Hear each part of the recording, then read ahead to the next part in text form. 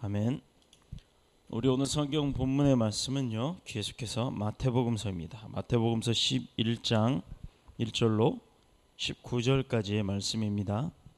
우리 한 절씩 교독하도록 하겠습니다. 예수께서 12 제자에게 명하시기를 마치시고 이에 그들의 여러 동네에서 가르치시며 전도하시려고 거기를 떠나가시더니라. 요한이 옥에서 그리스도께서 하신 일을 듣고 제자들을 보내어 예수께 여짜오되 오실 그이가 당신이오이까 우리가 다른 일을 기다리오이까. 예수께서 대답하여 이르시되 너희가 가서 듣고 보는 것을 요한에게 알리되 맹인이 보며 못 걷는 사람이 걸으며 나병 환자가 깨끗함을 받으며 못 듣는 자가 들으며 죽은 자가 살아나며 가난한 자에게 복음이 전파된다 하라. 누구든지 나로 말미암아 실족하지 아니하는 자는 복이 있도다 하시니라. 그들이 떠나매 예수께서 무리에게 요한에 대하여 말씀하시되 너희가 무엇을 보려고 광야에 나갔더냐? 바람에 흔들리는 갈대냐? 그러면 너희가 무엇을 보려고 나갔더냐? 부드러운 옷 입은 사람이냐? 부드러운 옷을 입은 사람들은 왕국에 있느니라. 그러면 너희가 어찌하여 나갔더냐? 선지자를 보기 위함이었더냐? 옳다. 내가 너희에게 이르노니 선지자보다 더 나은 자니라. 기록된 바 보라 내가 내 사자를 내 앞에 보내노니 그가 네 길을 내 앞에 준비하리라 하신 것이 이 사람에 대한 말씀이니라. 내가 진실로 너희에게 말하노니 여자가 낳은 자 중에 세례 요한보다 큰 이가 일어남이 없도다. 그러나 천국에서는 극히 작은 자라도 그보다 크니라. 세례 요한의 때부터 지금까지 천국은 침노를 당하나니 침노하는 자는 빼앗느니라. 모든 선지자와 율법이 예언한 것은 요한까지니 만일 너희가 즐겨 받을진대 오리라 한 엘리야가 곧 이 사람이니라. 귀 있는 자는 들을지어다. 이 세대를 무엇으로 비유할까? 비유하건대 아이들이 장터에 앉아 제 동물을 불러 이르되 우리가 너희를 향하여 피리를 불어도 너희가 춤추지 않고 우리가 슬피 울어도 너희가 가슴을 치지 아니하였다 함과 같도다. 요한이 와서 먹지도 않고 마시지도 아니하며 그들이 말하기를 귀신이 들렸다 하더니 함께 읽겠습니다. 인자는 와서 먹고 마심에 말하기를 보라. 먹기를 탐하고 포도주를 즐기는 사람이요 세리와 죄인의 친구로다 하니 지혜는 그 행한 일로 인하여 옳다함을 얻느니라. 아멘. 살아계신 하나님의 말씀입니다. 자, 우리가 지난주에 이어서 믿지 않는 시대라는 말씀의 제목을 가지고 오늘 그 두 번째 후반절의 파트를 은혜를 나누기로 했지요. 자, 그 불신앙의 시대라고 하는 지금 우리가 살아가는 이 시대뿐만 아니라 예수님의 그 시대에도 이미 예수님이 왔음에도 불구하고 그가 메시아인지를 잘 몰라서 제자들이 예수님한테 우리가 기다리는 당신이 그이오이까 하고 물어본 게 아니라고 얘기를 했죠. 그것은 예수님이라는 걸 확신을 하는데 그 즉답을 주님으로부터 직접 듣고 싶었던, 재차 확인하고 싶었던, 어떻게 보면 강조적인 모습이기도 해요. 그런데 주님은 그것을 즉답을 피하고 어떻게 했다고요? 봐라, 안진뱅이가 낫고 귀머거리가 들리고 나병 환자가 깨끗이 나는 거 너네가 보았지 않느냐? 그것을 그냥 그대로 본대로 가서 전해라 라고 이렇게 직답을 하진 않으셨다는 얘기예요. 자, 그러면 세 번째로 요한 이후에 천국문이 열려 있었던 것이 무엇이었냐면 12절을 보면요, 세례 요한의 때부터 지금까지 천국은 뭐를 당한다고요? 침노하는 자는 빼앗느니라 라고 했어요. 그러면 뭐예요? 천국은 침노를 당하는 것이고, 그러니 천국은 침노를 당하는 거라으니 침노하는 자가 오히려 그것을 천국을 얻을 수가 있다라는 얘기죠. 그러니까 결국은 뭡니까? 천국은 빼앗아야만 얻을 수 있다라는 거예요. 이게 뭐예요? 예수님을 믿기만 하면 천국 간다고 했는데 천국을 빼앗아야 된다? 천국은 침노하는 자의 것이다? 자, 이걸 이제 설명을 하겠습니다. 세례 요한 이후에는 신약 시대가 시작이 되었죠. 예수님이 이 땅에 오셨잖아요. 그리고 요한을 통해서 세례를 받으셨고, 그 다음부터 예수님께서는 성령의 역사하심을 직접적으로 이 땅에 보여주셨단 말이에요. 그래서 예수님이 오신 그 이후부터가 신약 시대라고 우리는 기록되고 있습니다. 천국의 문이 열려지고 천국은 침노하는 자가 빼앗는다고 했는데, 여기서 침노한다는 말은 무슨 뜻인지 아세요? 침노. 이것은요, 폭력을 가지고 자기가 원하는 것을 얻기 위해서 담벼락을 허물고 달려들어 온다라는 그런 뜻이에요. 사전적 의미로는 마치 강도처럼 강제로 그걸 빼앗기 위해서 폭력적인 것을 사용할 정도로 아주 세게 강하게 밀고 들어오는 걸 침노라고 표현을 합니다. 그래서 우리는 공략당하는 걸 침략이라고 하잖아요. 강제로 침탈당하는 걸 침략이라고 표현을 하기도 하는데, 이 말은요 곧 천국의 문은 개방되어 있다라는 말과도 같은 거예요. 그러니 아무나 들어가서 빼앗는 거란 얘기예요. 자, 그러면 이게 여기서 좀 우리가 신학적 논리로는 벗어나는 부분이 생겨요. 아니, 천국의 문은 열려 있고 아무나 개나 소나 그냥 다가가지고 빼앗기만 하면 천국은 자기 거 된다라고 하는데, 천국이 무슨 물건도 아니고요. 예수님은 믿기만 하면 천국 간다 그때 믿지 않으면 뭐 천국 못 간다고 한 말이, 그럼 말이 안 되잖아요. 안 믿어도 가서 문이 열렸으니까 들어가서 뺏으면 되는 거잖아요. 자, 여기서 이제 논리적인 부분이 충돌이 납니다. 잘 들어보세요. 예수를 믿을 때, 예수 그리스도를 믿을 때 침노하는 자와 같은 그런 자세를 가지고 천국에 가려고 하는 사람들을 의미하는 거지, 믿지 않는 자도 해당이 된다는 얘기가 아니에요. 믿는 사람들 중에 그저 교회만 덜렁덜렁 시계불알처럼 왔다 갔다 이렇게 뭐 시계추처럼 왔다 갔다 하는 그런 의미의 사람들을 얘기하는 게 아니라, 정말 교회에 오면 내가 주님 안 만나고는 안 가겠다, 예배 때 은혜 못 받았으면 내가 기도를 해서라도 내가 주님과 소통을 하고 가겠다. 요즘 한참 유행하고 있는 그 소통이라는 거예요. 주님과의 소통을 내가 쟁취하고 말겠다, 그래야만 된다라고 하는 적극성을 가지라는 얘기입니다. 바로 그렇게 비유를 하는 거예요. 자, 그런 자세를 가지고 천국에 가려고 하는 사람들은 믿음으로 말미암아 천국에 들어갈 수 있다라고 표현을 하는 거예요. 자, 그러면 틀리지 않았죠? 천국은 예수님만이 티켓이라는 거예요. 주 예수 그리스도를 영접하고 내가 그분이 메시아인 줄 알고 믿어야만, 그리고 그분을 닮아가야만, 그래야만 천국을 갈 수 있다는 말이 여기에서 일맥상통으로 맞아듭니다. 그러면 어떻게 닮아야 되느냐? 보고 흉내만 내는 것이 아니라 내가 주님의 한 80%까지는 쫓아가야 된다는 얘기예요. 성령의 역사함도 있어야 될 만큼의 믿음이 있어야 되고, 또 기도도 열심히 해야 되고, 봉사도 해야 되고, 섬김도 있어야 되고, 나눔도 있어야 되고, 베풀 줄도 알아야 되고, 또 긍휼함도 가질 줄 알아야 되는 그러한 모든 것들을 따라가는 모습이 바로 예수 그리스도를 닮아가는 자의 모습이에요. 그가 바로 천국을 침노하는 자의 역할이다, 이 말입니다. 이 말은 어떤 사람이 그 기독교적 윤회설이라고 표현을 한 분이 있었어요. 이게 목사님이 이런 소리를 해가지고 참 문제가 되기도 했는데, 이미 이 세상에 왔던 엘리야가 또 오니까 윤회설 아니에요? 맞잖아요? 이렇게 얘기를 하는 거예요. 하나님이 이 땅에 오셨잖아요. 창조하셨잖아요. 그 다음에 하나님이 관계가 우리가 단절이 아담을 통해서 관계가 단절되고 난 다음에 다시 예수 그리스도를 통해서 왔잖아요. 그러니까 하나님이 왔다가 신약에 다시 예수를 통해서 왔으니 이거는 윤회 아니냐? 이렇게 표현을 하는 거예요. 세상에 가당치도 않게. 제가 모 교회에 있었을 때 큰 사업을 하는 장로님이 계셨는데요. 어느 날 그 장로님이요, 저를 보고, 제가 이제 신학생이고 신학 공부를 한다고 하니까는 뭐 테스트를 하려고 한 건지 아니면 진짜 몰라서 물어보신 건지는 저도 잘 모르겠어요. 성경에 보니까 윤회설이 나와요, 이렇게 얘기를 하세요. 워낙에 그분이 좀 이렇게 장난삼아 얘기를 하도 잘하셔서 너무 그런 줄 알고 그냥 대수롭지 않게 넘겼는데, 그래서 제가 깜짝 놀랐죠. 아니, 윤회설이라니요. 제가 카톨릭 성도였을 때는 카톨릭 교리를 배울 때 보면 불교 교리를 배우면서 그 불교 교리 안에 윤회라는 것을 제가 듣긴 했어도 성경에 어디 윤회설이라는 게 나오나요? 제가 성경을 몇 번을 읽어봤어도 한 번도 못 봤는데요 라고 했더니, 무슨 말씀을 그렇게 하세요 하고 도로 제가 물어봤죠. 이게 말이 됩니까? 장로님, 그 무슨 소리세요? 근데 저는 못 봤습니다, 한 번도. 그랬더니 바로 이 사건을 두고 얘기한 거였어요. 뭐였냐면 오늘 이 본문의 이 사건. 자, 그러나 이것은요 기독교적인 윤회설을 얘기하는 게 아니에요. 이게 해석을 잘못한 거야. 그분이 죽으면 자살해도 천국 간다고 막 이상한 소리 하셔가지고 그걸 막 대표로 막 설교도 하시고 그렇게 하신 분이에요. 그래서 깜짝 놀랐죠.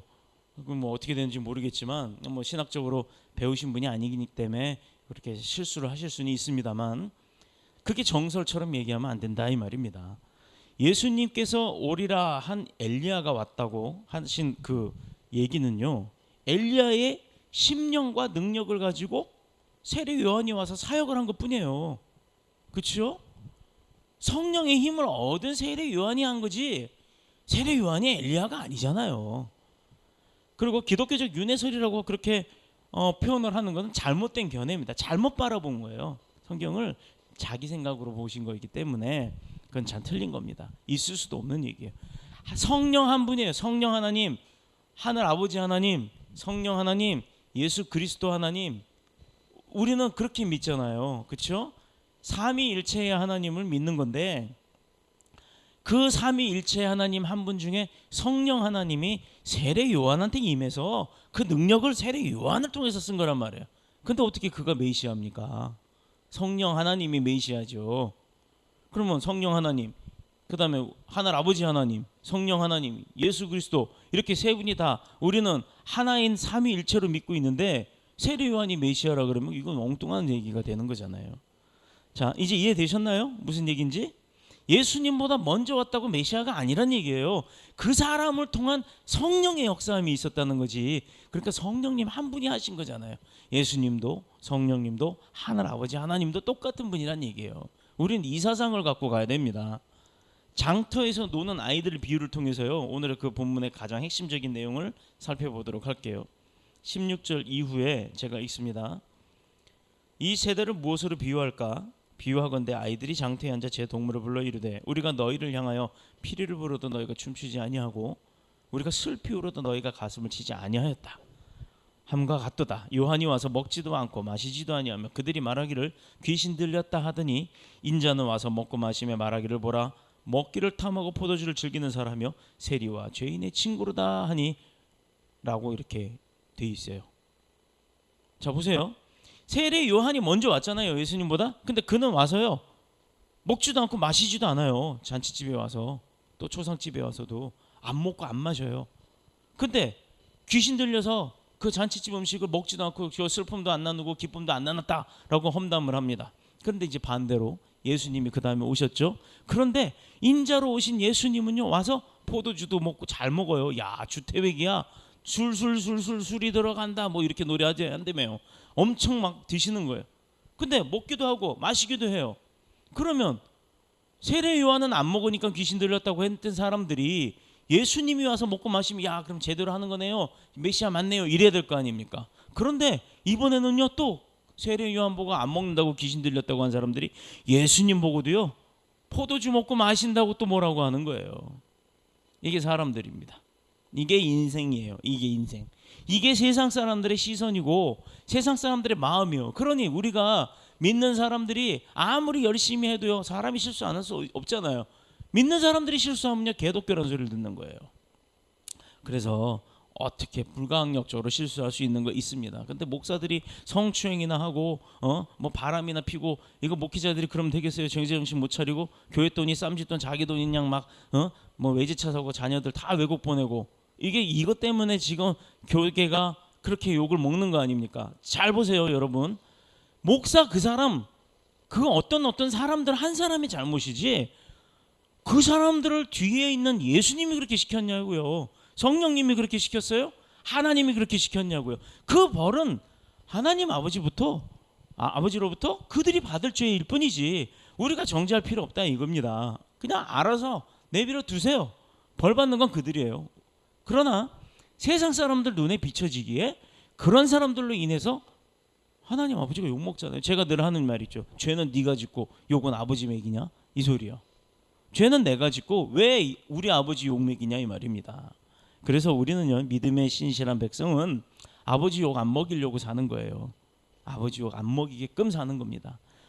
다는 못하죠. 100%는 못합니다. 그래서 우리는 인간일 뿐이고 나약한 존재예요. 그런데 최대한, 이것은 저는 최대란 말을, 최고란 말 잘 안 쓰는데 최대한 노력을 해야 돼요. 욕 안 먹이려고. 우리 아버지 욕 먹이는 자식이 그게 효자예요, 불효자예요? 불효자잖아요. 그러면 믿음의 백성으로서 하나님을 욕먹이는 행동을 하면서 사는 사람, 그러면서도 교인이라고 뭐 권사다, 장로다, 목사다 이렇게 떵떵 떠드는 사람들 회개해야 합니다. 이런 사람들은요 불효자예요. 즉 아버지의 자녀가 아니란 얘기예요. 아니야, 자녀가 어떻게 아버지 욕먹을 짓을 하냐고요. 자, 오늘 본문 이 말씀도 바로 그 비유를 통해서 배경을 알려주시는데, 이 말씀을 하시게 된 배경을 한번 보면 그때 당시의 삶의 정황을 한번 돌아보면 그 삶의 자리가 무엇이냐 이거예요. 세례 요한은 이 세상에서 아주 금욕적인 생활을 했어요. 정말 절차 다 밟아서 하지 말아야 될 건 정확하게 안 했던 사람입니다. 그래서 성령이 쓰신 거 아니에요. 깨끗하기 때문에. 금식도 많이 했죠. 옷도 소박하게 입고 다녔죠. 그러면 사람들이 종교 지도자는 절해야 된다. 얼마나 금식과 기도 생활을 많이 하면 종교 지도자들 보고 그런 사람 보고 야 영성 있다라고 표현하죠. 쪽집게 같다고 그래요. 요새는 무슨 목사님이 뭐 무당도 아니고 쪽집게란 말 하면 되겠어요? 자, 얼마나 소박하냐, 얼마나 참된 훌륭한 지도자냐, 이렇게 칭찬해야 될 거 아닙니까? 그렇게 검소하고 소박하고 금식도 많이 하고 그렇게 하면 누가 봐도 성경대로 사는 사람 아니에요. 근데 그게 아니더라 이 말입니다. 아니 사람이 먹는 재미에 사는데 말이야 안 먹고 살다니 이거 혹시 머리가 돈 거 아니야? 야 안 먹고도 저렇게 사는 거 저거 귀신 씌어서 그래. 귀신 씌어갖고 먹지 않아도 저거 배부른 거 봐. 저거 뻥뻥 들. 왜냐하면 우리 금식하는 거 자랑하지 말라 그랬어요. 금식하는 것을 은밀하게 하라고 했어요. 누가 봐도 내가 금식한다는 거 티 안 나게 하라고 했습니다. 그러니 그렇게밖에 더 보입니까? 성경 모르는 사람들 그렇게 얘기하는 거야. 저거 미쳐서 귀신 들려서 저거 안 먹고도 저렇게 사네. 아니야 혹시 저 뒷구녕에 가서 막 퍼먹고 살지도 몰라. 이런 소리 하는 거예요. 자, 그런데 이번에는요 그렇게 욕을 하던 사람들 앞에 예수님이 오셔서 그 정반대의 삶을 사십니다. 예수님께서는 먹고 마셨어요. 그러면 세례 요한의 반대대로 했으니까 야 이번엔 제대로 먹고 사는구나, 정말 저분이 진짜구나, 이렇게 해야 될 거 아니에요. 칭찬해야 되잖아요. 역시 그분 대단해, 대중하고 함께하는 그런 훌륭한 분이야. 야 그럼 그 서민들의 마음을 다 알아줘. 야 대단하셔. 그러면서도 야 막 퍼준다. 돈이 많은가 봐. 근데 보면 예수님 돈이 없어요. 그런데도 막 주죠, 베풀죠. 있는 거 다 나눠주고도 계속 나눠주세요. 자 이렇게 칭찬을 해야 하는데 그것도 아니었다는 얘기예요. 먹는 거 좋아하네, 또 마시네. 야, 저 무슨 성자라는 사람이 포도주를 저렇게 즐겨? 저 사람 아니야? 이 말은요 요즘 말로 말하면 술주정꾼이란 얘기예요. 술주정꾼. 그렇게 비방을 했다라는 얘기예요. 이거는 안 먹으면 안 먹는다고 뭐라 그러고 먹으면 먹는다고 뭐라 그래요. 이건 자기 마음에 따라서 비판을 하는 거지. 근데 그런 사람들의 특징이 있습니다. 떡이 있어도 비판, 없어도 비판이에요. 떡을 가지고 어딜 가요? 그럼 난 나눠줬는데 정말 내 마음대로 나눠. 떡 다 상한 거 갖고 왔어. 뭐 떡 다 뭐 맛대가리도 없는 거 만들어 갖고 왔어. 야 이 쌀 정부미로 만들었나 봐. 맛이 왜 이렇게 오고 푸석푸석해? 이런 사람들이 있어요. 그런데 뭐를 하나 줘도 그냥 물 한 잔을 줘도 정말 감사하게 받는 사람들이 있습니다. 바로 이 차이가 축복을 받는 못 받는 그 차이예요. 예수님을 아주 이렇게 어떻게 보면 좀 비열하게 비난을 하는 겁니다. 자, 그뿐만 아니라 또한 세리와 죄인들의 친구라고 했어요. 주님 왜 그러고 다니셨잖아요. 나는 세리와 죄인들의 친구다. 병자들의 친구다. 병원은 병자가 찾아오는 거지. 멀쩡한 사람들이 병원 찾아올 일 없지 않냐. 이건 주님이 하신 말씀이고, 그래서 주님의 모든 사역은 그런 곳으로 갔어요. 그 당시 이른바 어떻게 보면 훌륭한 사람, 인지적으로 그냥 좀 의로운 사람, 이렇게 표현되었던 바리새인들이나 또 지위나 권력이 있었던 그 높은 사람들, 그리고 그런 사람들만 함께하고 또 예배 때 그 예배 드리는 모습이 경건했던 사람들 끼리는 같이 하는 것을 가장 최고의 몫으로 여긴 거예요. 그러니까 우리도 요즘에 보면 대통령 지나가면 뭐 내가 찍었던 사람이고 안 찍었던 사람이라도 대통령 지나가면 괜히 사진 한 장 다 찍고 있으면 그 사진 한 장만으로 마치 자기가 그 위치에 올라간 것처럼 착각하는 사람들이 있어요. 그래서 그 SNS가 막 이런데 막 쫙 올려놓고 막 뭐 대단한 것처럼 국회의원들하고 찍은 사진, 저는 어디 가도요 그런 기회가 있어도 절대 안 찍어요. 여기 지역구 뭐 윤상현 의원이나 이런 사람들이 왔을 때도요 사진 찍자는 말 절대 안 했어요. 뭐 같이 활동을 했어도 안 해요. 왜? 의미가 없거든요. 그 사람들도 국회의원 그만두면 똑같은 평민이에요. 단지 그 사람이 그 일을 하는 것뿐이고 나는 내 일을 하는 건데 뭐가 그렇게 중요합니까? 그럼 그런 사람들 많이 안다고 내가 무슨 지위가 올라가요? 아니잖아요. 근데 이때도 바로 그런 사람들의 심성들이 있었다는 얘기예요. 그러면은 그렇게 높은 사람, 지위가 있는 사람, 경건한 사람, 훌륭한 의인, 이런 사람들하고 같이 있는 건 최고의 복으로 생각하고 살았는데, 그러나 예수님은 그렇게 중요하다고 인정받고 있던 바리새인들과 서기관들은 오히려 멀리 하셨어요. 가깝게 안 하셨단 말이에요. 일반인들은 그런 사람들하고 가깝게 가려고 하는데 주님은 그 사람들을 멀리 했고 오히려 천대받고 비판받았던 세리와 죄인들과 함께 하셨다라는 게 다르다는 겁니다. 그 이유는 건강한 자에게는 의원이 쓸데없잖아요. 병원이. 그리고 병든 자에게야 병원이 절실하게 필요한 겁니다. 아무리 병원이 많으면 뭐예요? 환자 없으면 병원 다 망하는 거예요. 그렇다고 의사들이 병균 다 퍼뜨려 갖고 환자를 만들어내겠어요? 의사가 망하는 수도 있습니다. 병원이 환자가 없으면 망하는 거예요. 자, 보세요. 그래서 예수님이 그렇게 의원들을 발음이 좀 의원들을 찾으려고 하는 그런 환자들이 많았기 때문에 육적으로나 영적으로나 병든 자들이 너무 많았기 때문에 예수님이 이 땅에 그들을 위해서 오신 겁니다. 바로 저와 여러분도 그들 중에 한 사람인 줄로 믿습니다. 그러니 주님이 우리를 찾아오시잖아요. 근데 얼마나 감사해요. 이런 멋진 곳에 이렇게 진짜 시원하고 아담한 곳에 주님 만들어 주시고 주님이 우리 모일 때마다 와서 함께 예배하고 계시니 이거 얼마나 감사합니까? 이거 얼마나 신이 나요. 제가요 낮에 뭐 하는지 아시죠? 내내 운전하면 두통에 막 머리가 지끈지끈 아파요. 그런데 예배 강단에만 서면 싱싱해요. 신나요. 정말 진짜 뭐 감기가 걸렸거나 몸살이 나지 않은 이상은 아무리 피곤해도 올라서기만 하면 싱싱해요. 이게 제 힘으로 되는 건 줄 아세요? 아닙니다. 저를 성령님이 사용하기 때문에 그렇게 되는 걸로 저는 믿습니다. 저 오히려 그럴 때 그들은 오히려 야 이것이 은혜로구나. 진짜 한 예수님께서 저렇게 위대하신 분이 우리 같은 사람을 찾아왔구나 했을 때 감사하다고 하고 주님을 칭찬해야 될 거 아닙니까? 그런데 안 그랬다는 얘기예요. 퍼먹네 이러고 비꼬 왔다는 얘기예요. 안 먹는 사람한테는 안 먹는다고 뭐라 그러고 먹는 주님한테는 오히려 더 난리를 칩니다. 자, 오히려 두 가지 먹는 것과 술 좋아하고 세리와 죄인들의 친구라고 비난을 했다라는 거예요. 세리와 죄인들의 친구라는 말은 비난이지 칭찬이 아니에요. 오히려 뭐 높은 사람들하고 친구다라고 하는 게 칭찬이었죠. 이 시대는. 그러니까 그걸 잘 이해를 하셔야 됩니다. 자, 비난하고 또 신앙이 없었던 불신앙의 시대를 향한 예수님의 대답이 이제 그 다음에 나와요. 뭐라고 나오냐면 17절 우리 한번 같이 읽어볼게요. 자, 시작. 이르되 우리가 너희를 향하여 피리를 불어도 너희가 춤추지 않고 우리가 슬피 울어도 너희가 가슴을 치지 아니하였다 함과 같도다. 뭐 했다고요? 피리 불면 흥이 나야 되잖아요. 옛날에 장례 칠 때는 구슬프게 피리를 불렀지만 잔치집에는 악기를 통해서 이렇게 신이 나게 피리를 불렀어요. 막 삐삐리삐리삐리 막 이렇게 했겠죠. 그러면 흥이 나면 사람들 막 우리 아줌마들 왜 그 버스 춤 이렇게 춘다고 하잖아요. 근데 그런 걸 안 했다라는 거예요. 신이 나라고 앞에서 바람잡이가 막 그렇게 흥을 일으키는데도 불구하고 따라하질 않았다라는 거예요. 자, 여기서 바람잡이 누구겠어요? 바로 복음 전달자입니다.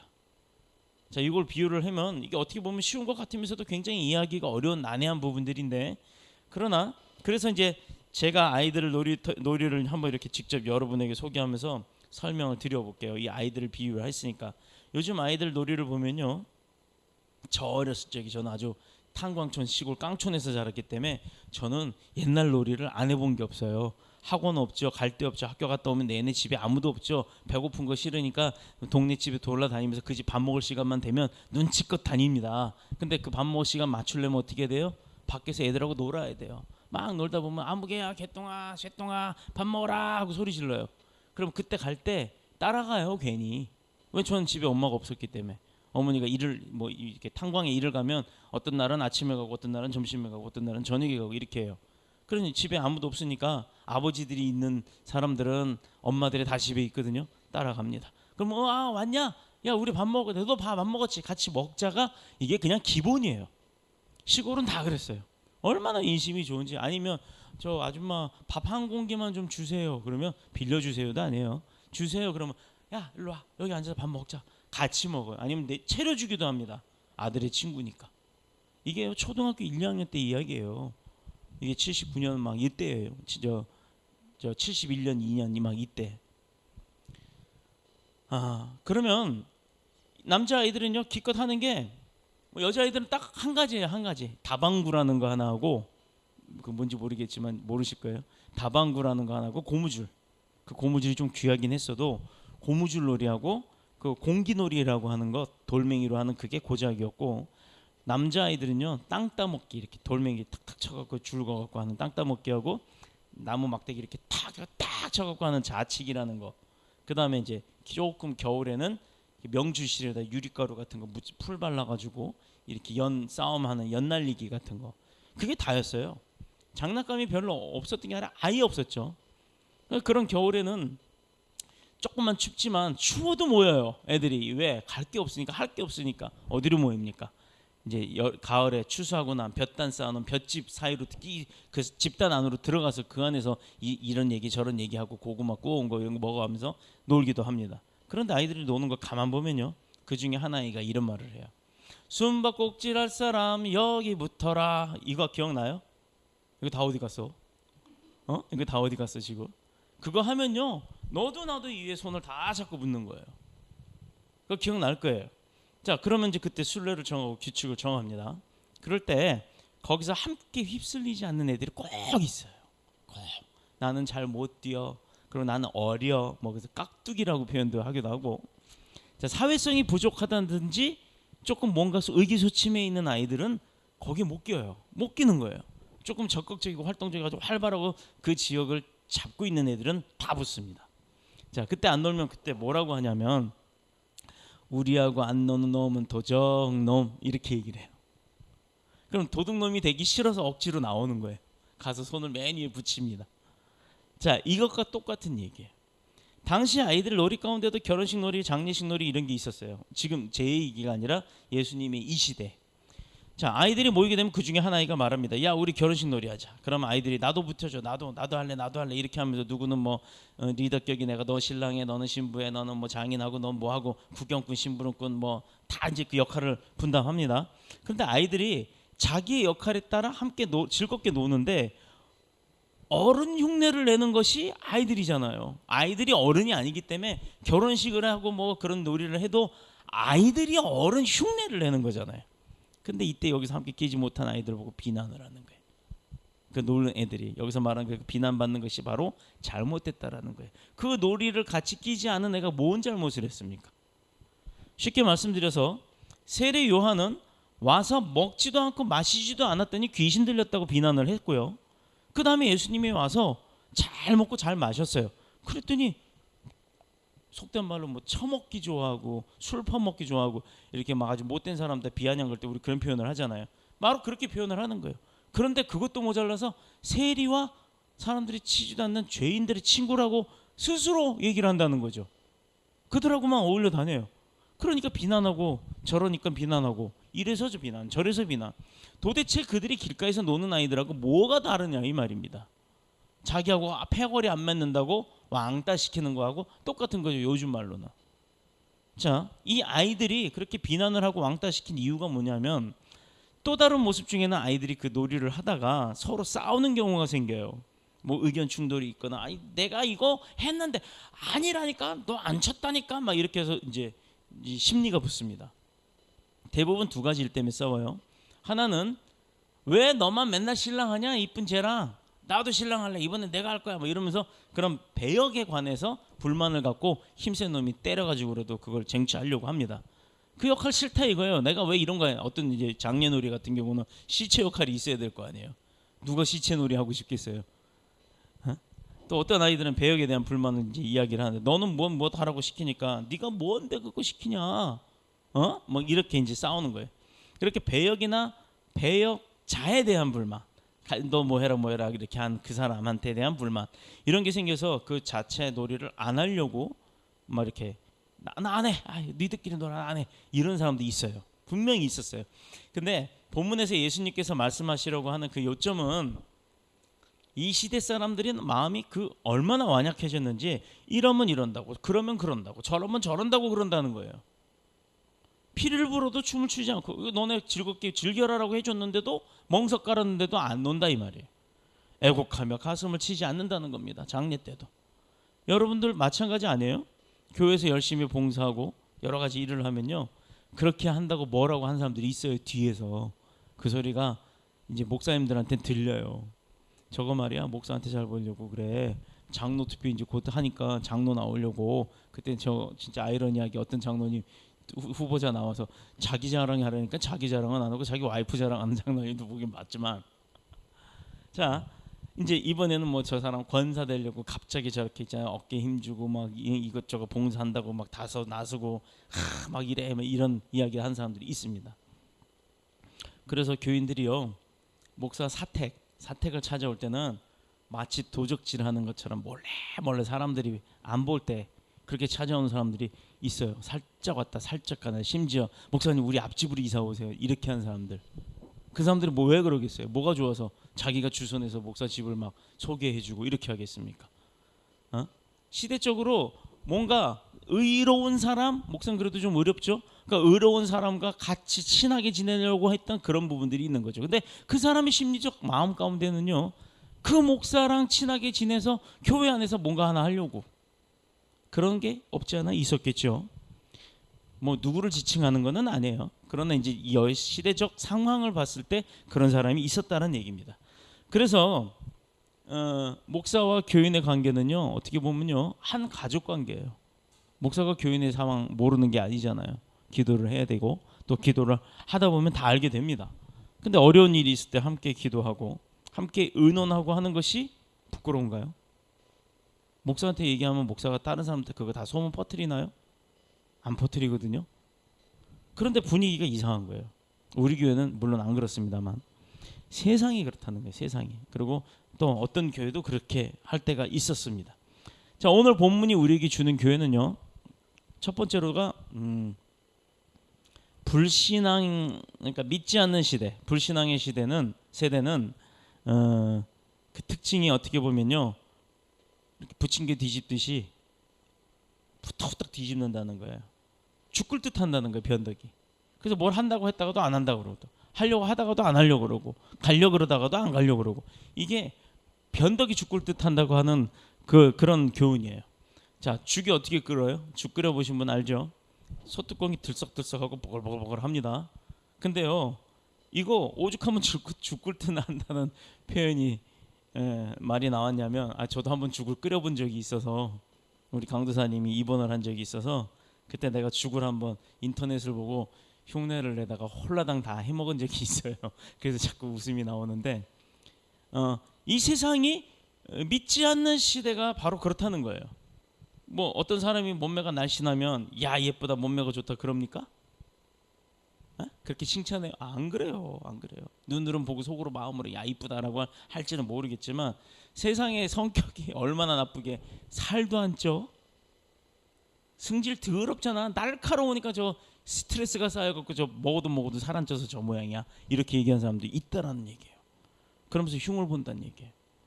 그렇다고 해서 또 뚱뚱한 사람들 보면요, 야 저 사람은 정말 얼마나 성격이 좋으면, 얼마나 마음이 태평하면 먹는 대로 그냥 저렇게 안정감 있게 쫙 쪄가나, 뭐 근사할까, 인격이 저렇게 나왔을까, 이렇게 하는, 그러지 않습니다. 얼마나 돼지처럼 먹고 게을르면 저렇게 살이 쪘을까, 이렇게 생각한다는 거예요. 아마 되게 둔하고 미련한가 보다라고까지 얘기를 합니다. 생각을 합니다. 이게 바로 이래도 문제 저래도 문제라는 얘기예요. 주님이 하셨던 것, 세례 요한이 했던 것, 그거를 자기들이 객관적으로 긍정적인 마인드로 바라보는 것이 아니라 무조건 마음에 안 드는 걸로 보는 거예요. 뭐든 안 된다, 뭐든 싫다, 이렇게 가는 거예요. 간혹 목회자들 중에도 그런 분들이 있어요. 교인을 의심하는 사람들. 저 사람 왜 우리 교회 왔지? 뭘 얻어먹으려고 왔지? 쥐풀 줄 것도 하나도 없으면서 그런 생각하는 분들이 있습니다. 뭐 각설하고, 뭐 예를 들어서 누가 옷을 참 잘 입고 교회로 와요. 그럼 뭐 잘 입었다고 부러워해요? 누구는 머리부터 발끝까지 명품으로 뒤집어 쓴 사람이 있는 반면, 누구는 머리부터 발끝까지 남대문표 아니면 중국산 뭐 이마트표 이런 거 입는 사람 많죠. 저도 물론 그렇습니다만. 근데 그게 뭐가 어때서요? 이마트 표면 어떻고 중국산이면 어떻고 명품이면 어떻습니까? 그 사람 형편대로 사는 건데. 근데 명품 사람 부러워하더라고요. 내가 봤어요. 야 저기 집사님은 머리부터 발끝까지 명품이야. 근데 그게 뭐가 중요하냐고요. 사람이 명품이어야지. 물론 그분이 명품이 아니라는 얘기는 절대 아닙니다. 그건 아닌데 이렇게 표현들을 그렇게 한다는 얘기예요. 도무지 믿지를 않아요. 불신앙, 믿지 않는 세대는 그 시대의 특징이 바로 이렇게 죽을 듯한 변덕이라는 거예요. 뭔가 나한테 이득 있으면 믿을까? 하다가도 조금만 아니면 안 믿어, 이렇게 돼버리는 거. 아빠가 교회 집사님인데 아들 보고 교회 가자고, 용돈 주면 아 가요 이러고 가요. 근데 그 다음 주엔 용돈 안 주고 데려갔어요. 근데 세 번째 주 가려니까 안 가. 이게 바로 믿지 않는 세대의 그 죽을 듯한 변덕이라는 얘기예요. 배역과 배역자는요, 우리가 연극에서나 뭐 연기에서 보면 배역이나 배역자는 누가 그걸 컨펌을 봐줘요? 연출자, PD들이 그걸 하잖아요. 프로듀서들, 감독들이 뭐 조명 감독, 연출 감독 다 있잖아요. 그 사람들이 어떻게 하라 이렇게 다 가르쳐 주는 겁니다. 근데 어떻게 보면 저와 여러분은요, 그런 연기의 인생살이라고 하는 그 연기 가운데 그냥 배역을 맡은 사람, 난 목사의 배역, 반주자의 배역, 지휘자의 배역, 그리고 또 뭐 부목사의, 강도사의 배역, 집사 권사의 배역, 장로의 배역, 이 배역을 맡은 것뿐이에요. 이 세상이라고 하는 무대 위에서 하나님이라고 하는 감독자가 우리를 창조자잖아요. 우리를 잘 아시는 분이에요. 그러니 우리에게 각각의 배역을 맡겨놓으신 거란 말이에요. 근데 그 배역을 내가 싫다고 거부해요. 그러니 잘 될 리가 있나요? 연기가? 안 되잖아요. 어떤 사람은 목사, 장로, 권사 역할을 합니다. 각자 맡겨주신 역할을 다 하는 것뿐이에요. 배역을 맡은 자들은 어떻게 합니까? 감독이 컷하면 스톱해야 되고 레디 고 하면 가는 거예요. 이렇게 저렇게 뭐 감독님 그건 아니지 않습니까? 이러면 그냥 배역에서 잘려버려요. 자, 감독자이신 하나님의 뜻에 연기자들이 감독의 말을 듣듯이 우리도 그런 감독자이신 하나님의 말에 순종해야 되는 게 바로 여기서 나오는 이치인 겁니다. 현 세대가 차일디시라고 하는 아이들처럼 행동하는 것을 책망한다는 교훈이에요. 아이들 그냥 애들이니까, 우리도 이제 강아지 키우는데 강아지가 막 이랬다 저랬다 막 사고도 치고 그러면 애기니까 하고 봐줘요. 근데 그게 어느 한계가 있죠. 조금 더 컸는데 이제 청소년기쯤 됐는데도 애기니까가 안 통하거든요. 군대 갔다 와서 시집 가서 장가 가서 애기니까 안 통하는 겁니다. 영어에 childlike, child dish라고 하는 단어가 있어요. 우리 영어 선생님이 있으면 내가 좀 물어볼 텐데, childlike라는 말은 좋은 뜻이에요. 뭐냐면 아이들처럼 순진하게 믿고 따른다라는 거예요. childlike. 그런데 childish는 뭐냐면 나쁜 뜻입니다. 어린애처럼 미련하고 어리석다. 성경에도 보면요, 어린애들을 얘기할 때 두 가지 뜻으로 원어 성경에는 표현이 됩니다. childlike 또는 childish 이렇게 표현이 돼 있어요. 어린아이와 같지 않으면 하나님 나라에 들어갈 수 없다라고 할 때는 childlike라고 표현을 해요. 그러나 바울이 어린아이처럼 되지 말고 장성해서 어리석게 속거나 행동하지 말라고 할 때는 childish라고 되어 있습니다. 그래서 우리가 대조 성경을 볼 때 이 영어 성경, 저는 이제 일본어 성경도 좀 자주 보는데 영어를 해석이 좀 잘 딸리지 안 돼서 저는 일본어 성경을 좀 봅니다. 일본어 성경이 영어 성경을 번역을 해놓은 거기 때문에 우리 한글 성경하고는 달리 영어 성경 표현법을 쓰고 있어요. 그래서 보면 단어들이 좀 달라요. 우리는 그냥 어린아이 하면 똑같은데 영어는 다르게 표현을 합니다. 바로 어린애같이 악한 것에 속거나 어리석게 행동하지 말라는 거예요. 여기서 아이들처럼 어리석게 행동하는 것, 바로 그게 2세대라는 겁니다. 이제 말씀을 마치도록 할게요. 지난주와 2주간에 걸쳐서 이 교훈들은요, 어떻게 보면 저와 여러분의 그 삶에 낱낱이 적용을 해야 될 아주 중요한 말씀입니다. 그래서 여러분의 개개인적 그 삶에 적용도 시킬 수 있기를 축복합니다. 우리는 변덕이 죽을 듯하면 안 돼요. 어떤 쪽에서 하나님을 향한 우리의 마음은 무조건이야, 뭐 이 노래 있잖아요. 하나님을 향한 나의 마음은 무조건이야, 맞나요? 하여튼 뭐 그렇게 하는 거예요. 믿음 갖고 산다고 하는 사람의 자세는 뒤집듯하는, 죽을 듯하는 그런 게 아니에요. 그 뚜껑이요, 끓는 것 같아서 이렇게 열어보면 안 끓어요. 딱 덮어놓으면 순간 확 넘쳐버려요. 그래서 딱 열어보면 남는 게 없어요. 거의 바닥이고 조금 지나면 말라붙어서 벽에 그냥 이렇게 무슨 딱지 같은 것만 남고 없더라 이 말입니다. 우리는 먼저 주에 얘기했던 갈대와 같은 존재가 아니에요. 오늘의 마음은 이렇고 내일의 믿음이 바뀌는 그런 존재가 아니라는 겁니다. 이렇게 저렇게 왔다 갔다 왔다 갔다 이렇게 하지 말라는 겁니다. 또 한번 신앙생활을 한번 하겠다 했으면 끝까지 하라 그 말이에요.